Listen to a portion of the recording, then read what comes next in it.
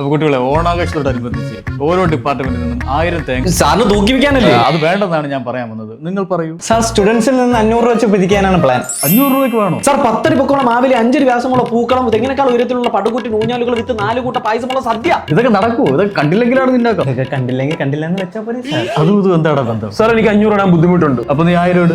അല്ല 500 ഇടാം. അത് പ്രശ്നം തീർന്നില്ലേ? പറയൂ. പിന്നെ സാർ നമ്മൾ പുതിയൊരു പടമാണ്. അതെന്തിന് വല്ല വാടകയ്ക്ക് കിട്ടുമല്ലോ? സാർ വല്ലവന്റെ പടം നമ്മുടെ പിള്ളേർ എന്തിനാ വലിക്കുന്നത് സാർ? നമ്മുടെ കോളേജിൽ റെപ്യൂട്ടേഷൻ അത് ബാധിക്കില്ലേ സാർ? എടാ അത് നീയൊക്കെ നന്നായിട്ട് പഠിച്ചാൽ മതി, റെപ്യൂട്ടേഷൻ ഒക്കെ വരും. ആനക്കാര്യം പറയുമ്പോൾ സാറിന്റെ ചേനക്കാര്യം. സാർ ചേന വേണമെങ്കിൽ എന്റെ വീട്ടിൽ നിന്ന് എടുത്തിട്ട് വരാം കേട്ടോ. ഏതായി കുട്ടി? എനിക്കറിയില്ലല്ലോ.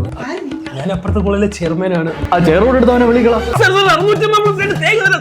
വേണ്ട, ആ കുട്ടി കൂടെ ആഘോഷിച്ചോട്ടെ. സാർ വിദ്യാർത്ഥികളിൽ നിന്ന് 500ഉം അധ്യാപകരിൽ നിന്ന് 2000ഉം പ്രിൻസിപ്പലിന്റെ കയ്യിൽ നിന്ന് ഒരു 10,000 രൂപ വാങ്ങാനാണ് നമ്മൾ തീരുമാനിച്ചത്. എന്താണ് ഈ ഓണം? ഈ വരുന്ന 10-ാം തീയതി. വിദ്യാർത്ഥി സുഹൃത്തുക്കളെ, ഈ വരുന്ന 10-ാം തീയതി കോളേജ് അവധിയായിട്ട് പ്രഖ്യാപിച്ചു.